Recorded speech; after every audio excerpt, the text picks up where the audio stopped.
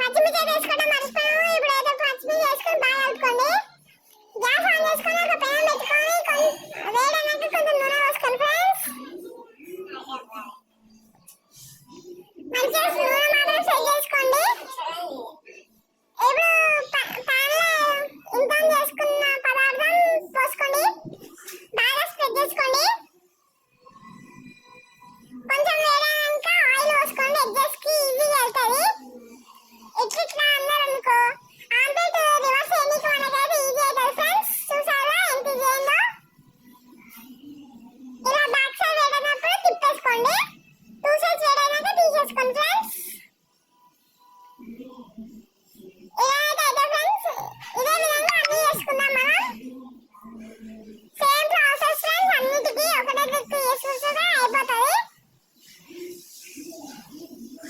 అయిపోయాక సాంబార్లకు కానీ పప్పులకు కానీ వేసుకొని తింటే సూపర్ ఉంటుంది ఫ్రెండ్స్.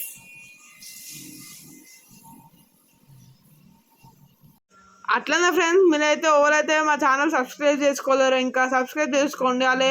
అలాగే మా వీడియోస్ అన్నీ చూడండి.